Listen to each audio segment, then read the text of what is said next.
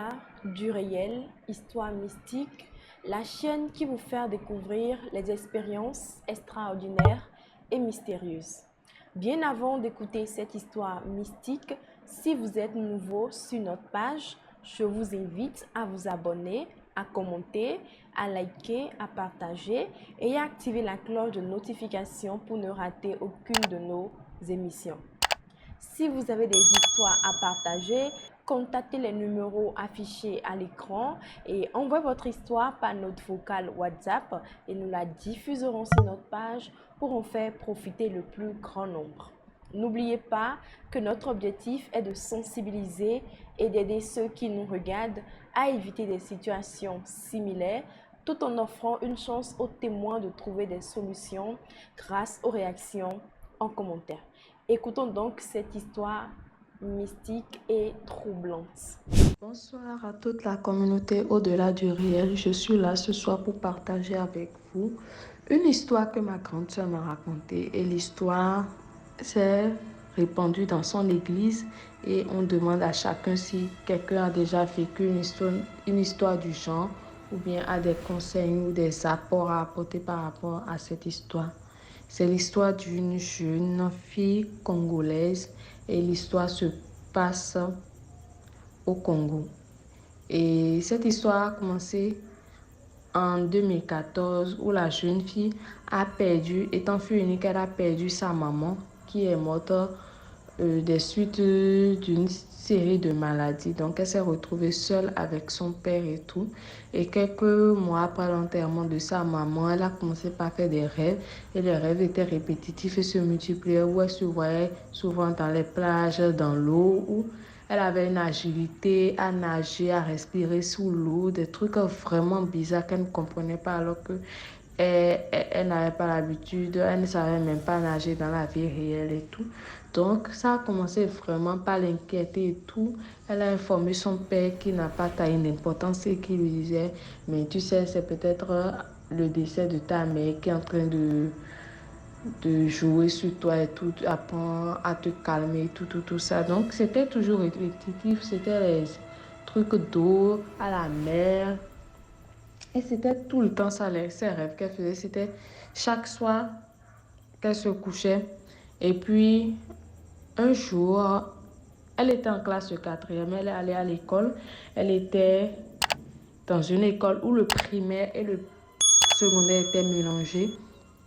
Et la récréation se passait de sorte qu'on sonnait la récréation des primaires d'abord. Et quand eux ils finissaient, on pouvait sonner la récréation des secondaires. Donc, et à sa place, elle avait une copine et puis elle était proche des costras.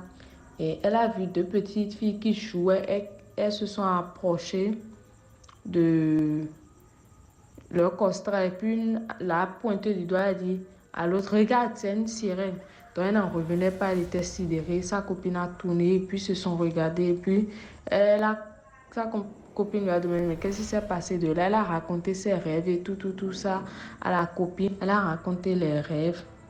Et l'incident qui vient de se produire, la copine lui a dit non, ne taille pas d'importance et puis ça va passer. Puis c'était comme ça. Et puis à la sortie des cours, elle a cherché cette petite fille jusqu'à... Elle n'a jamais vu, elle n'est plus jamais réapparue dans l'école. Donc ça l'a toujours inquiétée. Elle est rentrée à la maison, elle s'est encore recouchée. Et cette fois-ci, elle a fait un rêve où elle était sur la berge d'une plage. Et puis à l'horizon, mais je dirais un peu plus loin, sur une autre rive, il y avait un magnifique coucher de soleil. Elle se disait, aussi seulement je pouvais aller là-bas et observer ça de plus près.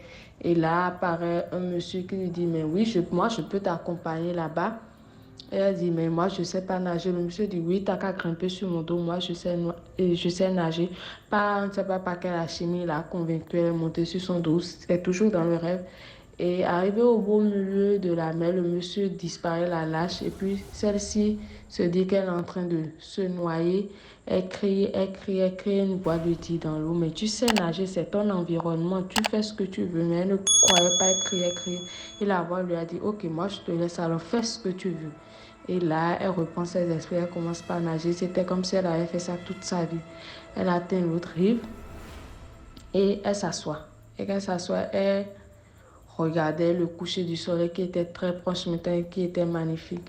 Et quelques instants après, elle a commencé par sentir de fortes et vives douleurs aux pieds. Ses pieds ont commencé par se coller et a commencé par pousser une grosse cri de sirène. Elle n'en revenait pas, elle a commencé par crier. Et l'esprit de sa mère est apparu et elle a donné une tape à cette queue-là qui a disparu. Et ils ont commencé par marcher le long de la berge. Et là, la dame, sa maman, elle demandait à la maman, mais tu regardes tout ce qui m'arrive et tout ça. Et la maman lui a dit, ce n'est pas un hasard, j'ai quelque chose à t'avouer. Quand j'étais jeune, avec ton père, on n'arrivait pas à avoir d'enfant et tout. Et moi, je voulais forcément un enfant. Donc, je suis allée demander. Et là, le père la réveille en réalité et le rêve fini. Donc, elle n'a pas pu écouter ce que sa mère avait à lui dire. Et là, elle s'est réveillée. Elle est allée voir le lendemain de cette tante qu'elle a forcé de convaincre son père qu'elle n'arrive plus à être à l'aise et tout ça. Et ils ont commencé par l'emmener dans des églises d'hommes de Dieu, en homme de Dieu pour être délivré.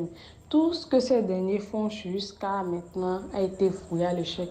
Rien, rien, rien. Donc, elle voulait aussi savoir la fin de l'histoire que sa mère n'a pas fini de lui raconter dans le rêve. Du coup, ils sont allés après chez un pasteur et lors d'une séance de délivrance, le pasteur a congédié toute sa famille de rester dehors. Et en pleine délivrance, le pasteur a failli la violer. Donc, elle n'en revenait pas, elle a raconté ça à ses parents. Le pasteur a menti, a nié complètement que c'est un démon qui a pris corps en elle et qui est en train de dire qu'il a essayé de la violer et tout. Ses parents n'ont pas voulu croire, sa tante, personne. Donc, elle s'est fâchée, elle a dit, bon, je ne veux plus rien faire de ce que vous me proposez, je vais me débrouiller seule. Parce que finalement, je ne vois pas votre intérêt, vu que vous ne me croyez pas, vous croyez un inconnu, sa parole face à celle de votre fille. Et c'est comme ça, elle est allée consulter encore chez un autre voyant. Et celui-ci, quand il a vu, en même temps, il n'a rien demandé, mais il lui a raconté son histoire de A à Z. Et c'est là qu'il lui précisait encore que sa maman, il lui a finalement raconté la fin de l'histoire. Comme elle était jeune, elle cherchait des enfants, elle n'a pas trouvé. Elle a fait un pacte avec la plus grande sirène de Pointe-Noire, qui habite une plage de Pointe-Noire. Et que en ce moment naissait un bébé. Et c'était une sirène. Donc on ne sait pas par quelle alchimie ils ont fait, mais ils ont envoyé ça dans le ventre de la maman et elle a accouché d'elle. Donc, qu'elle n'est pas humaine, qu'elle est une sirène, mais que peu importe ce qu'elle fait, elle est sirène. Elle a dit au monsieur qu'elle veut se débarrasser de l'esprit, tout ça, qu'elle veut être humaine, qu'elle ne connaît rien à ça, elle ne veut pas être sirène, qu'elle est née ici, elle a vécu ici, qu'elle ne veut pas.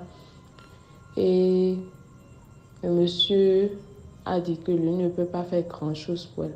Donc, depuis toutes ces années jusqu'à l'heure où je vous parlais, elle vit toujours avec ce fardeau qui la dérange. Elle ne sait pas si elle est mi-humaine ou mi-sirène. Elle ne sait pas à quel royaume elle appartient. Voilà le thème. Elle ne sait pas à quel royaume elle appartient. Donc, c'était l'histoire que j'ai voulu partager ce soir avec vous. Je serai dans les commentaires pour écouter vos commentaires. Merci. Une histoire troublante et mystérieuse. Nous sommes donc à la fin. Si vous l'avez trouvée intéressante, laissez en commentaire vos avis, vos impressions, suggestions, apports, conseils, tout ce que vous en pensez. Et surtout, n'oubliez pas de liker et de partager. Merci de nous avoir suivis. D'ici là, portez-vous bien et à la prochaine pour de nouvelles histoires.